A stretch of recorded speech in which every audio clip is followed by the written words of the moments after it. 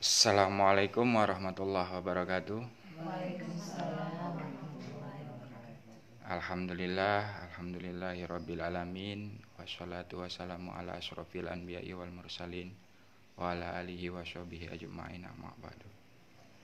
Pertama-tama saya panjatkan puji syukur kepada hadirat Allah Subhanahu wa taala yang telah memberikan kenikmatan iman, Islam dan ihsan, dan diberikannya kita istiqomah kumpul di tempat ini untuk melakukan zikir nafas berjamaah dan diskusi tentang sadar Allah. Selawat serta salam kita curahkan kepada junjungan kita Habibana wa Nabiyana Muhammad sallallahu alaihi wasallam. Allahumma shalli wa sallim alaihi. Mudah-mudahan kita menjadi umatnya yang selalu menjalankan ajaran beliau sampai yaumil akhir nanti. Alhamdulillah, pada kesempatan hari Rabu ini kita kumpul lagi di rumahnya Ibu Hajah. Siapa, Bu? Komala Santi. Komala Santi. Saya nulisnya Komala Sari mulu. Komala Santi ya, ternyata bukan Komala Sari, Komala Santi. Dan di sini ada Bu Dokter, Bu Hajah Dokter. Siapa, Bu, namanya, Bu? Ibu Dokter Mirna. Ibu Dokter Mirna. Nah, sebelahnya siapa, Bu? Risa. Ibu Risa. Ibu Master Stokis Firma. Oh, Stokis Firma pemirsa. Ya, alhamdulillah. Ini Ibu siapa, Bu? Bu Reki. Bu Reki. Alhamdulillah. Walaupun hanya 4 orang. Kan gitu ya, Bu ya.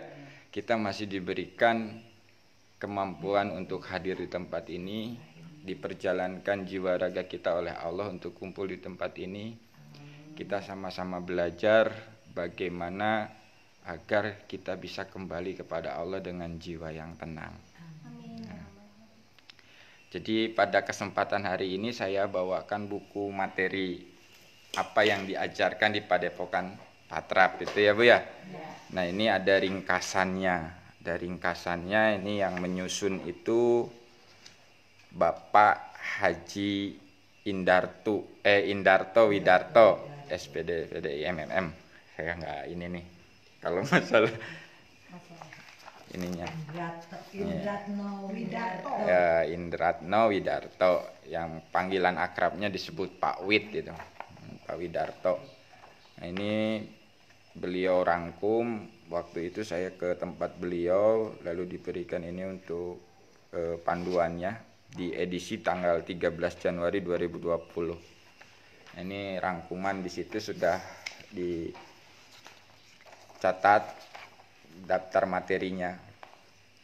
Materi pelatihan tauhid itu yang pertama sadar Allah, silatun, sambung ke Allah, zikir napas, patrap. Nah, ini patrap ini banyak juga macamnya, ada patrap gerak, patrap tidur, patrap sakaratul maut. Lalu ada 3T, tasbih, tahmid, takbir, dan yang keenam ada amanah. Nah, itu sekilas materi-materi yang diajarkan di Padepokan Patrap. Apa sih tujuannya sebenarnya yang diajarkan di Padepokan Patrap ini? Yaitu untuk menuhankan Allah.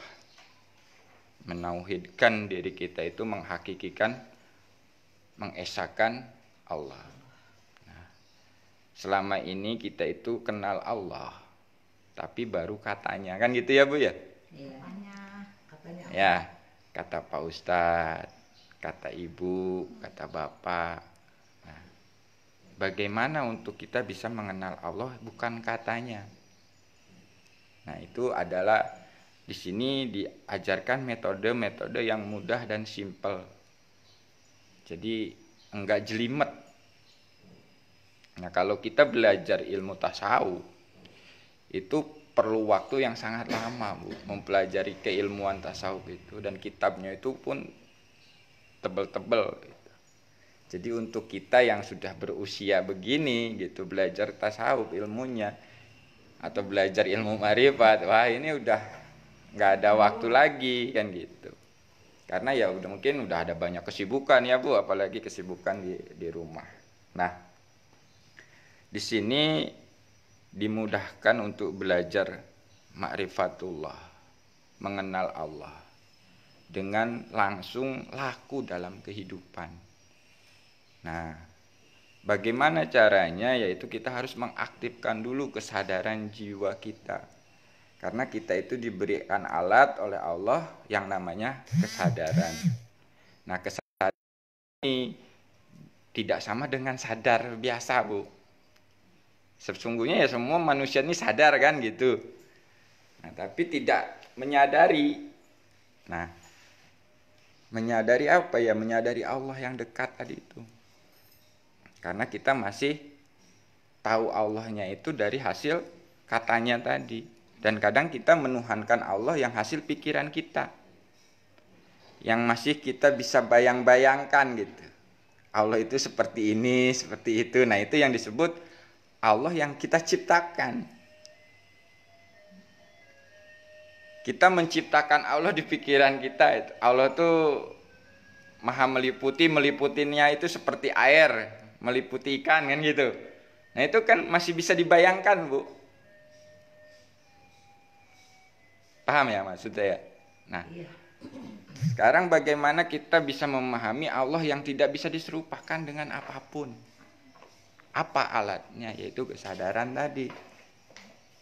Nah, kesadaran ini ada kaitannya dengan keimanan kita atau keyakinan kita, Bu. Nah, di sini di Padepokan Patra diajarkan zikir napas sadar Allah. Diajarkan lurus ke Allah. Jangan ke selain Allah. Sampai guru besarnya pun mengatakan jangan berguru kepada saya tapi berguru kepada Allah. Memang kalau secara umum ini akan riskan, Bu. Kita mendengarnya itu akan riskan gitu. Masa sih bisa berguru ke Allah? Kan itu ya, Bu ya. Di pikiran kita tuh pasti ada pertanyaan itu. Masa sih bisa berguru ke Allah?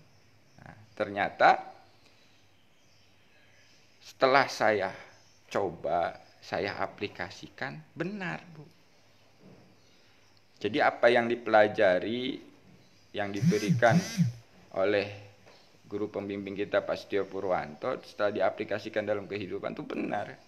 Kita itu berguru ke Allah, kita diajari Allah dalam kehidupan sehari-hari. Nah, makanya di sini Ibu bisa pelajari dulu makna dari sadar Allah itu apa. Di halaman pertama itu. Nah, itu ringkasan materinya. Seperti apa sadar Allah itu?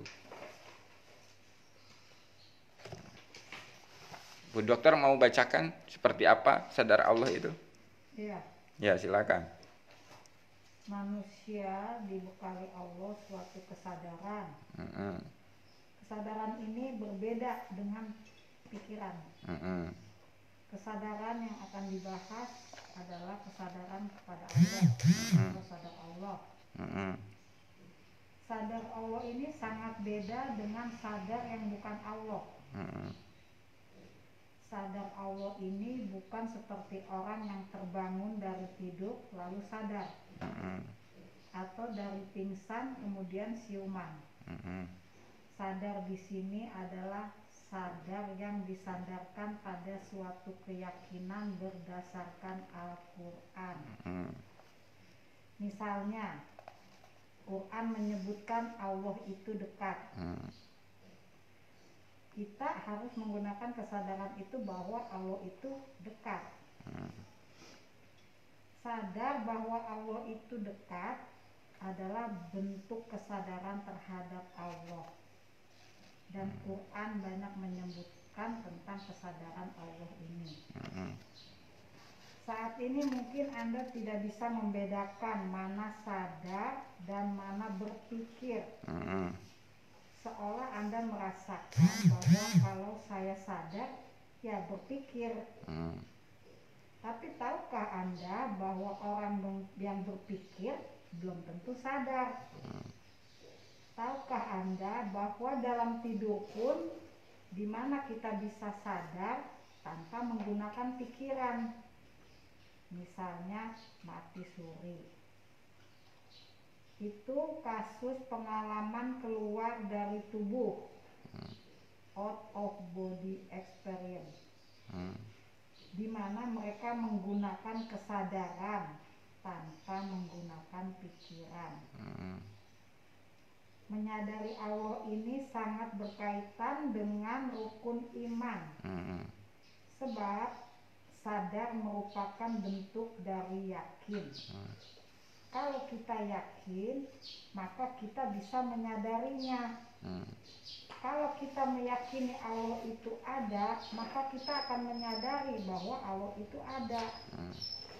Orang yakin Allah itu ada, tapi tidak menyadari bahwa Allah itu ada, maka imannya perlu dipertanyakan.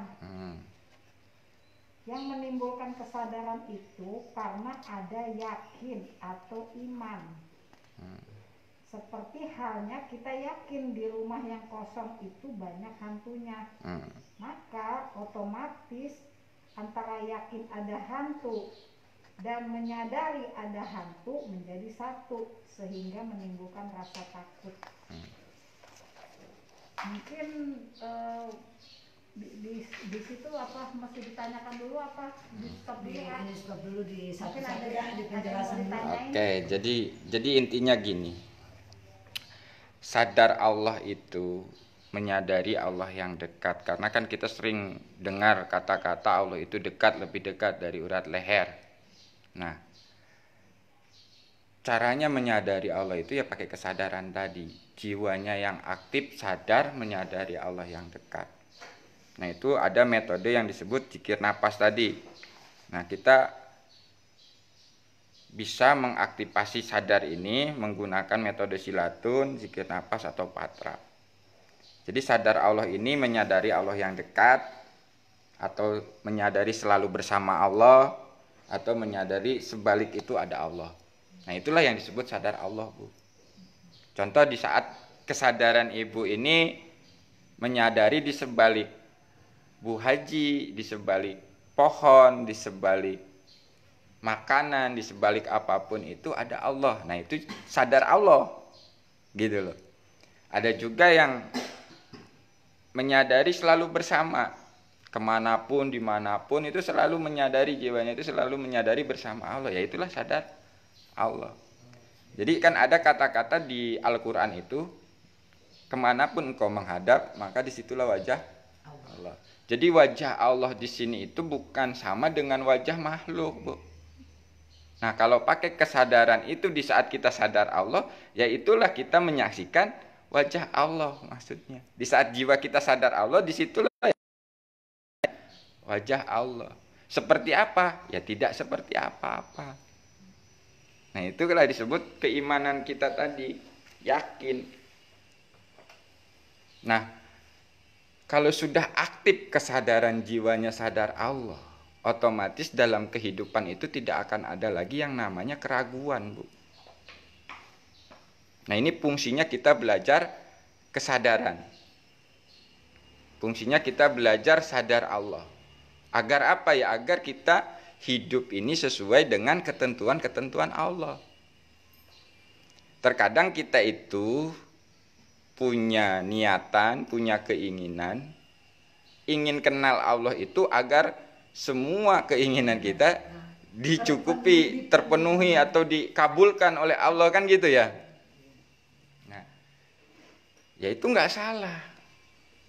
Itu pun nggak salah, karena apa? Itulah sebagian proses awal. Karena nafsu itu kan memang begitu. Itu kan ingin selalu dipenuhi keinginannya. Tapi nanti dalam sudah diproses, maka kita akan paham fungsinya kita kenal Allah atau sadar Allah atau kembali kepada Allah itu apa. Ternyata mengikuti kehendak-kehendak Allah dalam kehidupan ini. Contoh gini, Bu. Ibu punya masalah utang misalkan 100 juta. Ibu sadar harus bayar, kan gitu. Nah, karena kita itu merasa kita yang punya utang, merasa kita yang harus bayar utang. Nah, di situ kan mulai itu gundah gelana kan. Apalagi kondisi keadaan sekarang lagi sulit uang misalnya. Nah, itu akan berkecamuk, dan sehingga apa, kehidupan ini malah akan jadi masalah. Ya kan? Gara-gara utang kita berantem sama anak, gara-gara utang kita berantem sama suami, gara-gara utang kita berantem sama keluarga. Banyak yang terjadi seperti itu. Nah, kalau kita sadar Allah, itu tidak akan terjadi seperti itu, Bu. Karena menyadari kita punya utang ini ya dimampukan Allah, dan bisa bayar utang pun dimampukan Allah, berserah kepada Allah, mengikuti apa yang diperintahkannya. Contoh begini, kesadarannya itu selalu menyadari dimampukan, Bu. Menyadari dimampukan Allah di saat kita usaha, ikhtiar, itu jiwanya itu selalu menyadari saya ikhtiar ini dengan dimampukannya Allah ini. Saya bisa ikhtiar. Sehingga tidak ada lagi pengakuan di dalam dirinya, aku yang ikhtiar. Nah, kalau udah kesadarannya seperti itu, kira-kira tenang nggak, Bu? Pasti tenang. Nggak bakalan jadi masalah. Walaupun nyatanya bermasalah, tapi nggak jadi masalah. Akan sampai kayak gitu, cuma dalam hati akan sampai kita ke sana gitu kan. Pasti, Bu. Ini sebelum pulang. Nah iya, ini hak yang sama, Bu. Sebetulnya kita mempunyai hak yang sama. Ini sudah dicontohkan oleh Nabi kita, Nabi Muhammad SAW. Yang segala sesuatu yang sudah dicontohkan itu pasti bisa dilakukan, Bu. Kalau nggak bisa dilakukan, nggak mungkin lah dicontohkan. Dan kita itu memang hamba Allah, makhluk Allah yang mempunyai hak yang sama untuk bisa kita mengenalnya, kan gitu, Bu. Nah, cuman terkadang kita itu suka ditakut-takutin. Ngaji apa? Ngaji tauhid, pengen kenal Allah. Jangan, nanti nggak kuat, gila kamu. Nah, itu ditakutinnya, doktrinnya. Doktrinnya itu begitu. Di doktrinnya kita itu di saat mau mengenal Allah itu dibilangnya nanti gila. Nggak kuat gila. Nah, nggak kuat gila, nggak kuat stres. Tapi sebagian besar memang orang masih menganggap pembelajaran seperti ini memang harus ada yang membimbing ya. Ya. Belajar sendiri ya. Betul. Kecuali Nabi Muhammad kali ya, Nabi Muhammad langsung ya. Ya. Jadi gini, Bu. Berguru ke Allah itu bukan berarti tidak ada pembimbing. Kita memang harus punya pembimbing, orang-orang yang sudah melakukan lebih awal. Contoh kayak gini, saya belajar zikir nafas. Ini kan jalannya untuk mengenal Allah melalui zikir nafas. Siapa yang memberikan ajaran zikir nafas ini ya? Pembimbingnya Pak Pur. Nah, inilah disebut pembimbing. Karena dia sudah menjalani lebih dulu. Tapi, nah di sini ada tapinya, Bu. Jangan sampai menuhankan pembimbing. Karena pembimbing ini ya manusia biasa, tidak sempurna. Pasti ada kesalahan-kesalahan. Sama seperti kita. Nah, makanya di sini kita belajar bagaimana mengikuti apa yang diajarkan pembimbing, tapi kesadarannya tetap menyadari Allah. Jiwanya ini masih tetap menyadari Allah. Yang saya alami seperti ini, Bu. Di saat saya dapat zikir napas ini kan, saya minta kepada Allah. Jadi enggak ujug-ujug saya nyari, tapi saya minta, Bu. Saya udah di kondisi keadaan terpuruk, merasa hidup ini udah enggak ada gunanya, merasa hidup ini sudah tidak ada solusi, dari dulu sampai sekarang kok gini-gini aja, kan gitu, udah mentok lah. Disitulah baru disadar Allah, saya harus kenal Allah. Akhirnya Allah memberikan sebuah petunjuk melalui di saat saya terdiam, lalu bicara di dalam hati, ngomong, ya Allah, kalau Engkau itu ada, tolong ya Allah, berikan aku jalan yang mudah agar bisa mengenal Engkau ya Allah dalam kehidupan nyata. Bukan hanya sekedar katanya, tapi ini harus bisa nyatanya, kan gitu. Setelah saya ngomong dalam hati, bertafakur kepada Allah, disitulah Allah gerakkan tangan saya. Ngetik di YouTube cara cepat ketemu Allah. Nah, dipertemukanlah dengan metode DNSA ini, zikir nafas sadar Allah.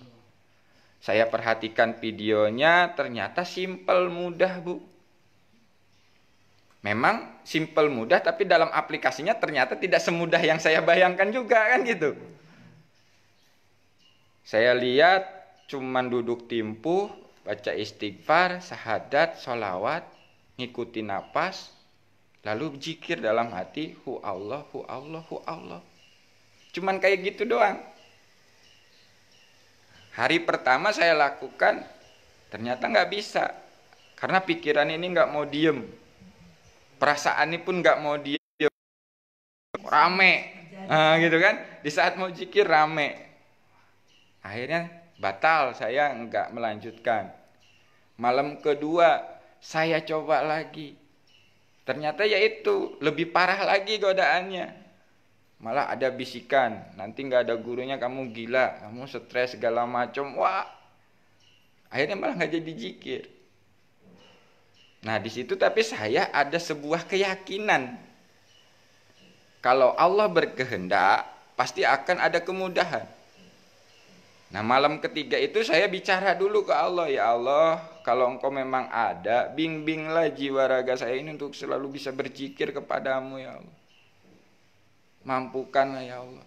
Nah ini udah saya akui kelemahan kita, maksudnya ketidakberdayaan kita, ketidakmampuan kita di hadapan Allah, lalu minta kepada Allah dibimbing. Disitulah ada keenakan, kenikmatan. Begitu duduk timpu, istighfar, syahadat, sholawat, ngikutin napasnya itu enak, tenang, nggak ada pikiran, nggak ada apa, dibimbing terus. Napas masuk, napas keluar, Allah, Allah, Allah, Allah.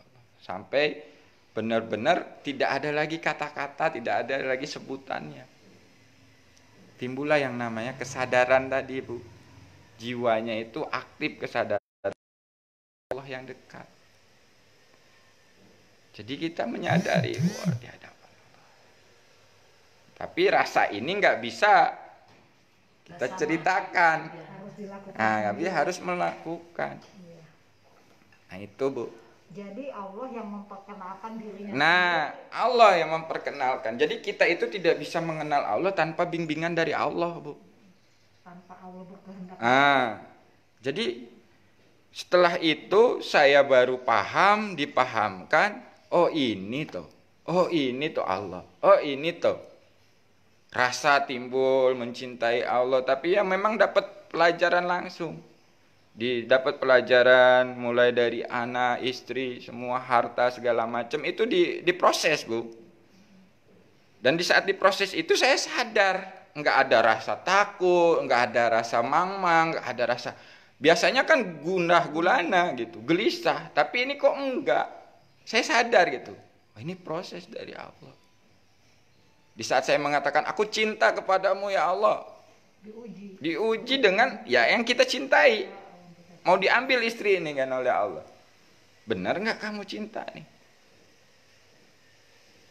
Itu udah sempat mau marah, tapi saya sadar istri itu milik Allah. Kalau Allah mau berkehendak mau ambil ya ambil. Saya bilang silahkan. Nggak apa, yang penting aku bersamamu ya. Jadi di situ Allah ngajarin, yang kamu cinta itu saya Pak Istri. Nah itu, Bu. Itu. Ya. Jadi disitulah Allah yang mengajarkan, memang bukan guru, tapi Allah yang mengajarkan langsung dalam kehidupan. Anak mau diambil, begitu saya serahkan kembali, ya sudah, kalau engkau mau ambil ambillah, aku ridho ya Allah. Malah dikembalikan. Harta, udah nggak punya pekerjaan, udah nggak ada yang diandalkan lah sama sekali, bener-bener nol lah, nggak ada tabungan, bener-bener nol. Tapi kok bisa tenang gitu? Dulu itu nggak ada duit aja di dompet itu minimal 500.000 atau 1 juta itu udah gelisah. Ini bener-bener nol, nggak ada sepeser pun, tapi tenang. Nah ini bedanya itu, tapi tenang. Loh, kok bisa tenang? Tenang, maksudnya ada Allah gitu loh. Allah itu maha segalanya. Dan itu ternyata dibuktikan oleh Allah. Dengan kesadaran saya selalu ke Allah, ternyata Allah kasih uang. Nah ini kan menjadi sebuah keyakinan, Bu. Jadi Allah itu benar-benar ada, Allah itu benar-benar dekat. Karena kita saksikan dengan kesadaran tadi. Jadi menyaksikan Allah itu bukan menyaksikan sama seperti menyaksikan makhluk. ada bentuk wajahnya, tangannya, enggak ada begitu. Menyaksikan Allah itu dengan kesadaran. Nah itu dengan di saat jiwanya sadar Allah, itulah yang disebut menyaksikan Allah. Sebenarnya seperti itu. Nah dengan semudah itu, sesimpel itu, akhirnya saya semakin yakin. Lalu saya minta kepada Allah, ya Allah pertemukan aku dengan guru besar zikir napas ini. Dengan guru yang secara keilmuannya, kan gitu. Tapi jauh di Solo. Tapi aku yakin ya Allah, kalau Engkau berkehendak pasti akan ketemu. Pasti akan dipertemukan. Minta Johor, Asar dijawab. Dipertemukan di kebun jeruk. Nah inilah awal muasal saya kenapa yakin benar dengan metode ini kita bisa kenal dengan Allah dan kembali kepada Allah. Nah situ dipertemukan Bu, Allah yang kasih guru ternyata. Nah ini pun sama, ibu-ibu belajar seperti ini, nanti ibu rasakan sendiri. Ibu minta petunjuk Allah, siapa yang harus jadi pembimbing. Nanti itu akan dikasih Bu pembimbingnya. Jadi ibu jangan nyari sendiri, tapi minta ke Allah. Ya Allah, aku minta pembimbing, guru, atau istilah apalah dengan bahasa ibu, yang bisa membawa, mengajarkan saya ini kembali. Nanti itu akan dipertemukan dengan guru yang akan menjadi pembimbing ibu. Nah itu awal muasal kenapa saya meyakini benar. Karena ini nyata, bukan katanya lagi, nyatanya tersaksikan oleh diri sendiri dan dirasakan oleh diri sendiri. Oh ini toh Allah yang dekat. Nah menyaksikan Allah yang laisa kamislihi itu tidak bisa diserupakan dengan apapun, tidak bisa dibayangkan dengan apapun. Kenapa kita itu masih bingung, masih gelisah? Ya karena kita meyakini Allahnya itu yang dipikirkan, yang dibayangkan. Nah sekarang gini aja saya mau tanya kepada ibu-ibu di sini. Allah itu maha kaya enggak? Allah itu maha kuasa enggak? Allah itu maha pemberi enggak? Allah itu maha penolong enggak? Kenapa kita masih ragu dalam aplikasi kehidupan? Yang bermasalah sebenarnya dari kita. Berarti itu belum beriman ya? Nah, berarti kan ini apa yang salah? Berarti kan Allahnya itu masih Allah yang baru kita ciptakan dari akal pikir kita gitu loh. Belum benar-benar yang Allah yang laisa kamislihi itu, sang pemilik alam semesta dan seisinya. Karena kalau kita benar-benar sudah menyadari, mengimani Allah yang laisa kamislihi syai'un, yang pemilik alam semesta dan seisinya, tentu tidak akan ragu lagi menjalani hidup. Dan itu Bu, nanti intinya itu akan selalu bersyukur apapun keadaannya. Nah itulah fungsinya kita belajar sadar Allah. Sekarang gini Bu, ujian itu karena kita merasa diuji. Bener nggak Bu? Dapat masalah, istilahnya misalkan suami sakit begitu ya Bu ya, atau anak sakit, kita anggap ujian karena kita merasa diuji. Tapi kalau kita sadar, nah bedanya nih Bu, penyakit itu dari Allah, yang bisa menyembuhkan itu Allah, kan gitu. Kita ngikuti ikhtiarnya itu sesuai petunjuk-petunjuk Allah, akan jadi ujian nggak? Mungkin biasa aja ya. Nah itu. Tapi kalau sudah sampai di level seperti itu ya Ayah, kita baru udah 4 kali ketemu ya. Kok rasanya saya belum apa-apa ya, padahal setiap hari. Jadi tiap hari Isa tuh boleh ngomong ujian dong ya. Ya kalau sudah kita menyadari itu ya bukan ujian, bukan nggak boleh sih Bu. Sebenarnya. Nah, jadi proses itu akan dilewati gitu. Sama, saya dulu pun sama Bu, mengakui diuji, merasa diuji oleh Allah, hidup saya kok begini amat kan gitu ya. Iya, susah terus gitu kan, sial terus, ini terus, kok nggak ada kemajuan hidup saya ini, diuji mulu, kan gitu Bu. Awal-awal pasti sama, semua manusia mengalami hal yang sama. akan merasa diuji. Tapi begitu kalau sudah sadar, malu sebenarnya. Apalagi kalau kita sudah menyadari makna la haula wala quwata illa billah.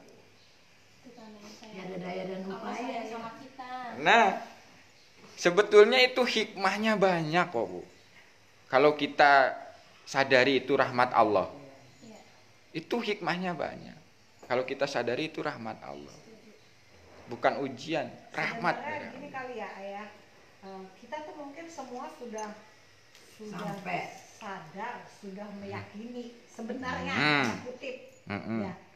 Tapi karena kita itu terlalu berlogika, terlalu pakai pikiran, dan kita dari kecil sampai besar itu kita selalu belajar dari syariat, lingkungan bahwa memang Allah itu jauh gitu kayaknya, susah dicapainya. Jadi akhirnya kita sendiri yang membatasi diri kita untuk mendekat gitu. Padahal kondisi background kita, keseluruhan kebanyakan orang menganggap seperti itu. Jadi ketika kita mengatakan bahwa biasanya di Al-Quran bilang Allah dekat kok, Allah bisa ditemui apa-apa, tapi kita sendiri yang menolak sepertinya gitu, karena kita dari kecil sudah disyariatkan, diajarkan, doktrin sama semua ajaran di sekeliling kita memang begitu. Jadi akhirnya kita nggak berkembang. Nah, mungkin kalau umpamanya kesadaran kita nggak berkembang. Kalau umpamanya kita dari sejak anak-anak kita udah tahu ya seperti ini, mungkin beda lagi pola pikirnya. Nah, itulah bersyukur, Bu. Usianya sekarang berapa jenengan? Ya segitu dah Juwita. Ya segitulah ya, kan gitu. Jelang 17. Jelang 17 tahun. Bersyukur, Bu. Karena apa? Allah masih memberikan kesempatan untuk kembali. Nah, karena apa? Ternyata begini, saya pun akhirnya bersyukur dengan masa lalu saya yang sudah saya lewati, yang menurut saya itu kehidupan yang tidak enak, kehidupan yang istilahnya tidak ada manfaatnya, lebih banyak mudorotnya. Tapi setelah saya sadar, saya bersyukur, Bu. Itu adalah proses Allah untuk menyadarkan saya. Jadi saya sadar itu karena sudah diproses melalui hal-hal yang kalau ibu mungkin memang diprosesnya oleh Allah tuh lempeng-lempeng aja. Ya enggak juga. Nah itu. Enggak juga. Ya itu. Ya tapi harusnya tuh bersyukur juga karena pernah mengalami sakit sehingga tahu rasanya sehat ya. Nah itu sebenarnya pernah mengalami sakit jadi tahu rasanya nggak sakit. Nah, gitu ya. Jadi Allah itu, Bu, ngajarin kita melalui kehidupan itu ya seperti itu. Allah itu ngajarin kita sabar. Kalau kita udah tahu disakitin, kita gimana mau tahu sabar kalau nggak pernah disakitin? Nah, gitu. Nah, itu sebetulnya kalau pakai kesadaran, semua itu didikan dari Allah. Kita itu diberikan sebuah permasalahan-permasalahan atau kehidupan-kehidupan yang menurut kita itu tidak enak. Padahal itu adalah kenikmatan dari Allah yang harus dilewati. Nah itu, kita akan dewasa, kita akan semakin berkembang kesadaran itu di saat kita selalu menghadapinya itu dengan tadi itu. Jiwanya itu selalu sadar. Berarti kesadaran itu sebenarnya adanya di jiwa ya? Iya. Bukan otak. Iya, karena kesadaran. Rata-rata orang yang berpikir aja belum tentu sadar. Nah itu. Jadi kesadaran ini, Bu, udah di atas pikiran, di atas perasaan. Jadi kalau udah menggunakan kesadaran itu nggak pakai dipikir-pikir lagi, nggak pakai dirasa-rasa lagi. Contoh gini. Saya pakai kesadaran ini, menanyakan kepada Allah, ya Allah, apa yang harus aku lakukan agar aku memahami hidupku, ibadahku, matiku ini hanya untukmu. Turun perintah, touring sadar Allah terapi gratis seluruh kota Indonesia. Kalau pakai mikir itu, Bu. Gimana ini kan? Biayanya gimana? Nanti saya tinggalnya di mana, tidurnya gimana kan gitu, Bu. Kalau pakai pikir, tapi karena pakai kesadaran tadi. Allah yang maha pasti akan menjamin. Nah itu kita ikuti aja kehendaknya, keinginannya.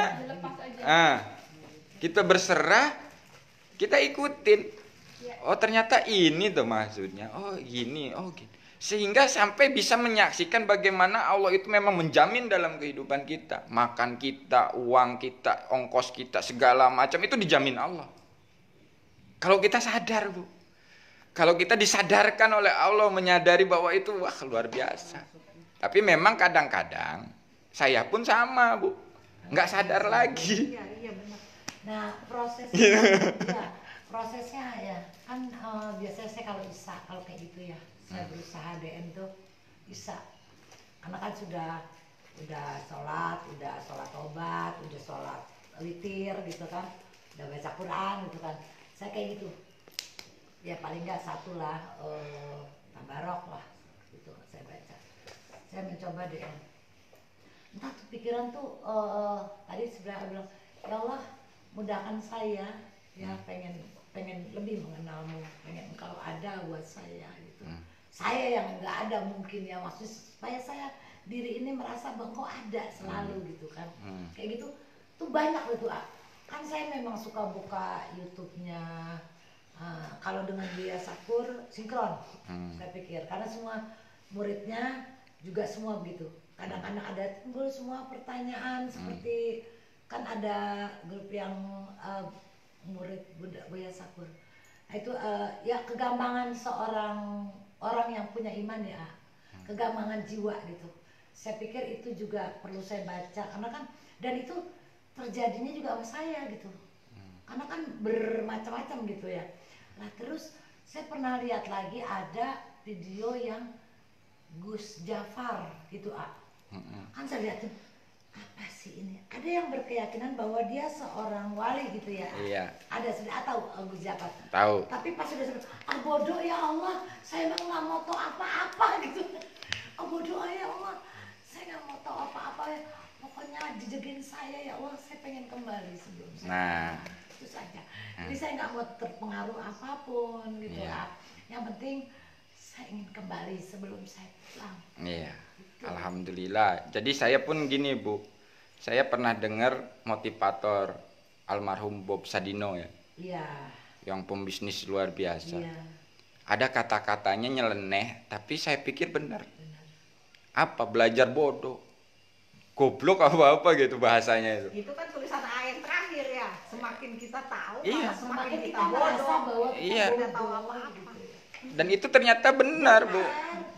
Kalau kita belajar apapun itu, kalau merasa sudah pintar, merasa sudah tahu, nggak masuk, nolak. Tapi di saat kita mau belajar, apa yang diajarkan dilakukan, wis terserah nanti belakangan, urusan nanti begini begitunya tuh belakangan, yang penting lakukan dulu. Iya belakangan memang saya kan sudah DN ini jadi bukannya saya mau mengkaji karena saya nggak berhak. Saya tahu iman saya semana, saya tahu keimanan saya nggak ada apa-apanya.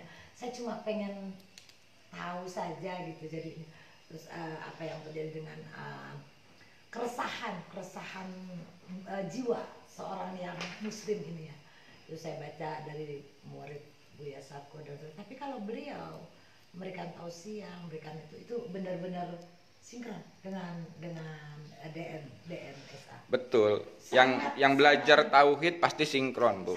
Sangat. Kayak Buya Sakur, Agim, segala macam itu. Bukan, maksudnya saya tidak mau yang lain-lain. Jadi saya sudah tahu Agim bagaimana, Ustadz Yusuf Mansur bagaimana, Uas bagaimana, Adi Hidayat bagaimana.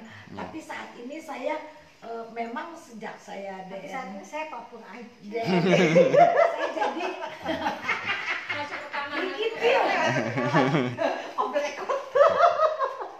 Sedih gitu ya, Bu ya. Saya putus dulu. Saya putus dulu. Jadi Di-cut dulu.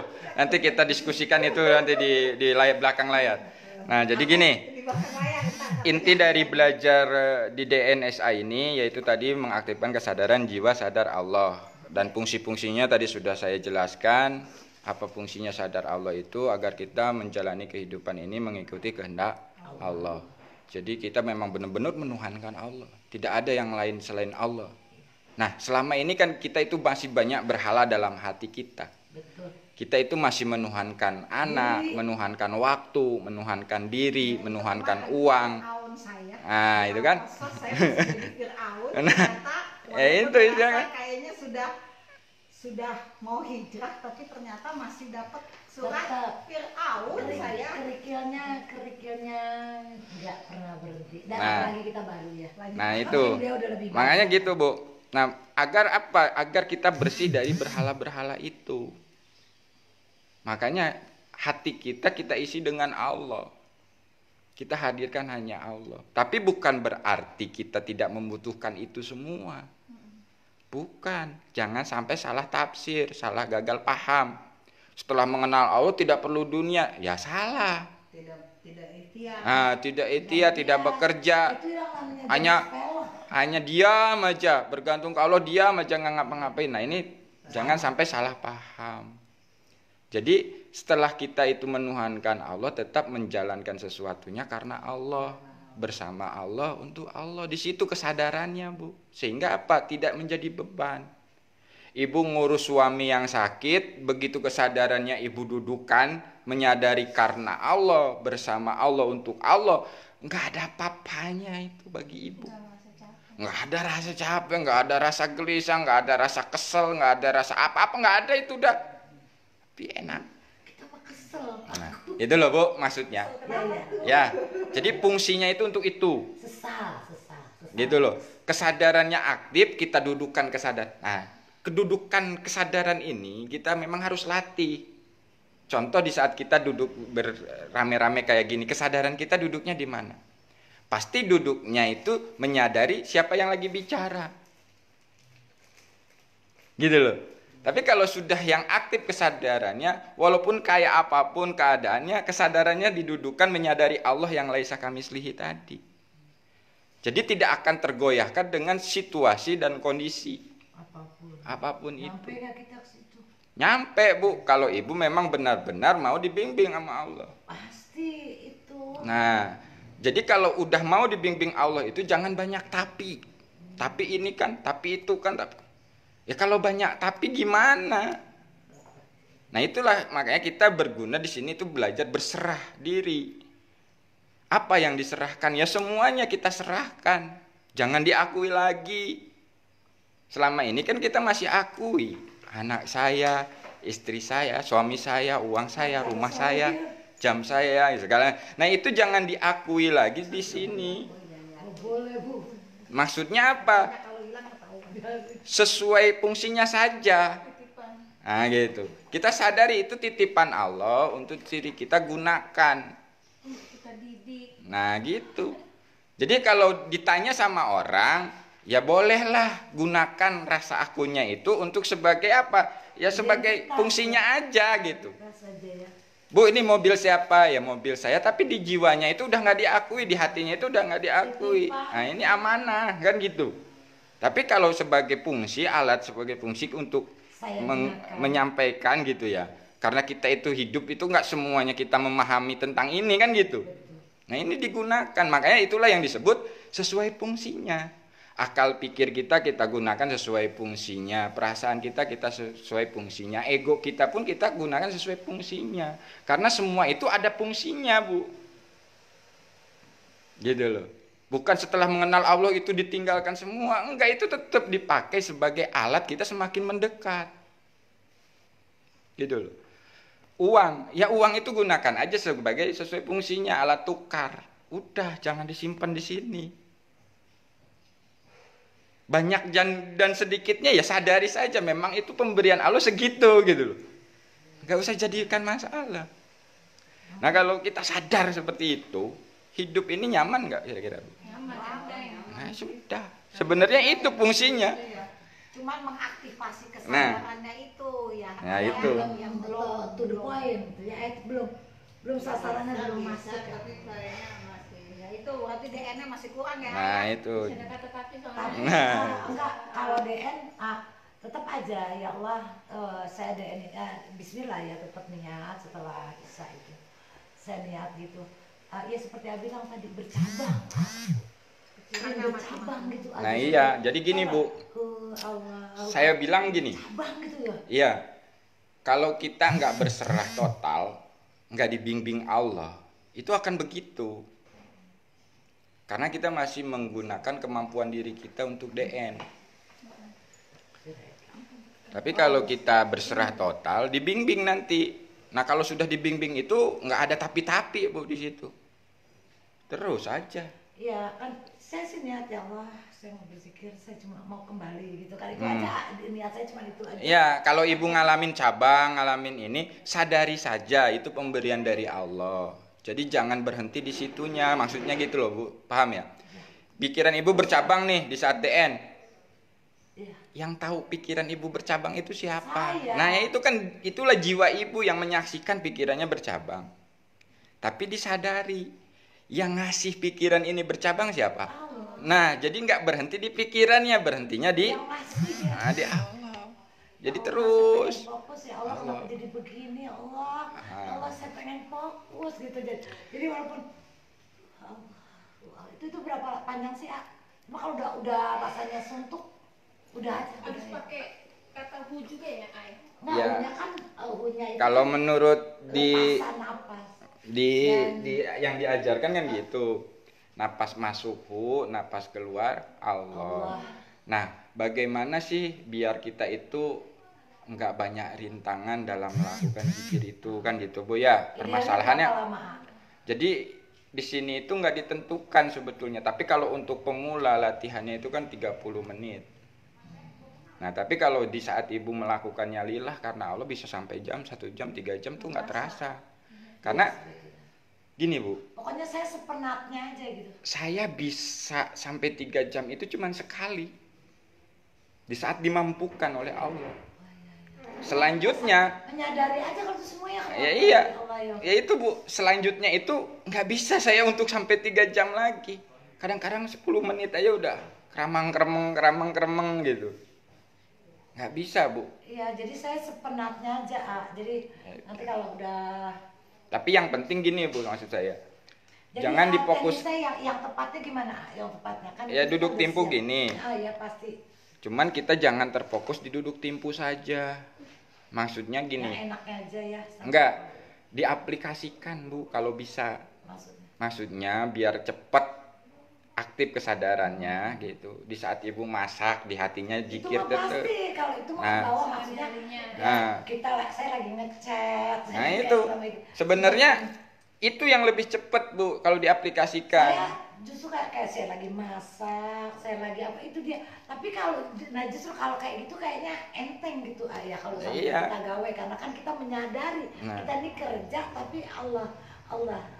Justru kalau lagi jadi memang dikhususkan gitu yang tadi saya bilang, ya Allah saya berniat zikir kepadamu, yang itu yang banyak banget gitu. Tapi kalau saya lagi sambil gawe, sambil nyuci, sambil itu justru sebenarnya itu Bu ya? Kalau sudah teraktivasi nanti terlatih selalu zikir hatinya, maka akan timbul kesadaran tadi. Nah kalau sudah timbul kesadaran itu kan udah nggak pakai disebut-sebut lagi Bu. Iya, sudah apapun yang kita mau baca, maksudnya bukan terlalu Allah kan, tasbih pun ya, pun, tahlil pun. Iya, jadi maksudnya gini Bu, maksudnya udah nggak dibaca tuh gini. Di saat ibu masak ini, kesadaran ibu itu menyadari ibu masak ini dimampukan Allah atau karena Allah. Nah itu yang disebut sadar Allah itu seperti itu dalam aplikasi. Kesadarannya itu selalu menyadari. Nah kalau sudah seperti itu, itulah zikir yang sesungguhnya sebetulnya. Zikir yang tanpa suara, tanpa kata itu yaitu menyadari. Ya karenamu saja ya Allah saya bisa ngecat, karenamu saja nah, ya Allah, saya bisa semua ini tuh.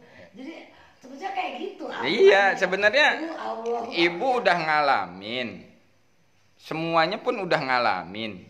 Cuman nggak menyadari tadi yang disebut kesadaran sadar Allah itu seperti ya itulah sebetulnya di saat naik motor ibu menyadari dimampukan Allah, saat masak menyadari, dimampukan Allah saat melayani suami, dimampukan Allah anak, dimampukan Allah ibu beres-beres, dimampukan Allah. Nah kalau udah kesadarannya seperti itu sebenarnya kan udah nggak masalah, Bu.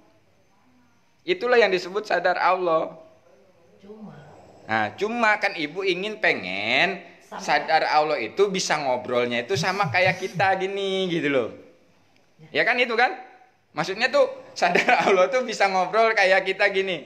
Sesungguhnya itu di saat sadar Allah itu nanti dimampukan kalau masalah gitu. Nggak bisa diingin-ingin. Pemikiran saya seperti ini. Ya Allah, Engkau maha tahu apa yang saya inginkan. Ya Allah, Engkau adalah zat yang segalanya gitu kan buat saya. Saya mah terserah aja ya Allah gitu kalau saya ngomong.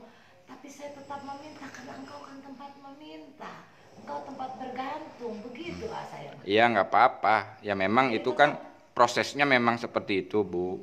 Awalnya itu memang seperti itu. Nanti kalau sudah seiringnya proses, nanti Ibu dipahamkan Allah, nanti itu akan lebih memahami lagi bagaimana sih komunikasi dengan Allah itu.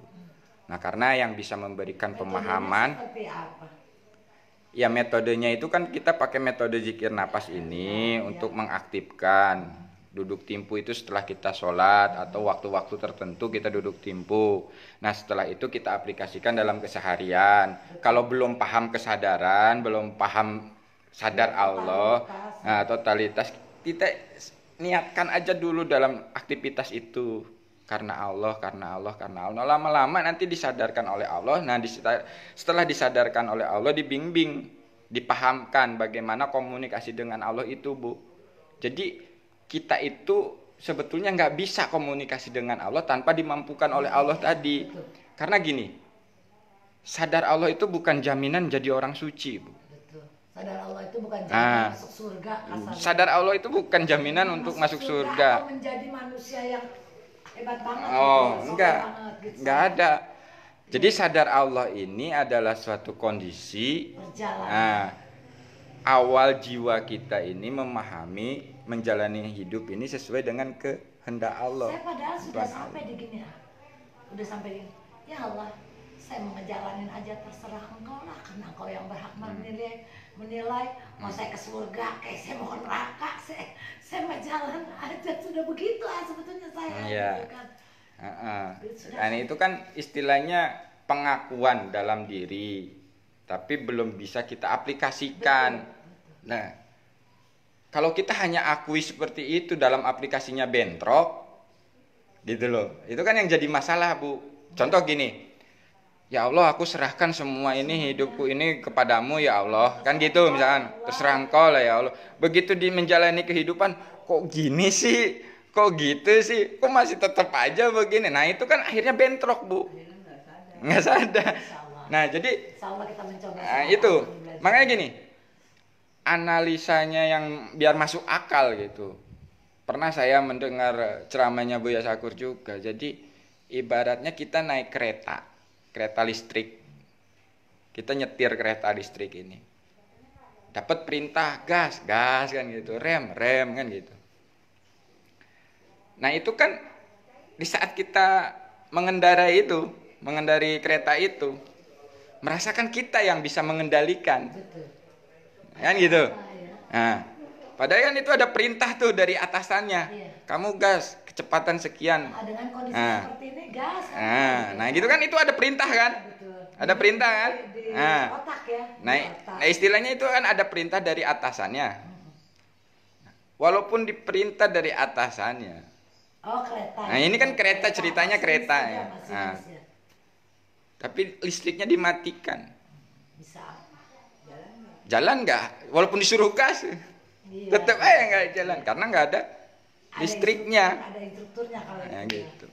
Nah sekarang gini Bu, kita ke Allah dengan kesadaran ke Allah, menyadari di saat kita makan. Nah kalau udah menyadari, ini gak akan diakui lagi. Saya makan ini mampunya saya. Saya hanya dimampukan Allah. dimampukan untuk masaknya. Nah, itu kan sekuat apa ya terserah. Nah, kalau kesadarannya sudah duduk di situ, berarti kan menghadapi apapun itu nggak jadi masalah, Bu. Tapi kalau misalkan masih jadi masalah, berarti sebenarnya kesadarannya belum di situ. Cuman baru pengetahuan kan gitu. Pengetahuan. Nah, tapi kalau kita aplikasikan kesadarannya itu, maka akan tenang menjalani hidup ini. Jadi itu ya, Bu ya. Oke, saya simpulkan dari pembicaraan kita tadi tentang belajar DNSA, terus apa fungsinya kita belajar kesadaran sadar Allah tadi, dan semua ini kita bisa lakukan dulu, Bu. Ya, karena apa? Ini materinya sudah diberi, tinggal dibaca, dilakukan. Nanti setelah melakukan, baru kita diskusikan apa hasil dari yang kita lakukan itu. Kalau kita belum melakukan, banyak tanya pun jadi bingung malah. Nah, karena belum melakukan. Tapi kalau sudah melakukan, insya Allah nanti akan lebih jelas lagi. Oh, ini toh maksudnya. Oh, ini toh maksudnya. Jadi itu, mohon maaf apabila ada kesalahan. Mudah-mudahan apa yang kita bahas tadi ada manfaat bagi kita semua, dan mudah-mudahan kita selalu ada dalam lindungan Allah dan bimbingan Allah dalam kehidupan kita sehari-hari. Sekian dari saya. Wassalamualaikum warahmatullahi wabarakatuh. Waalaikumsalam.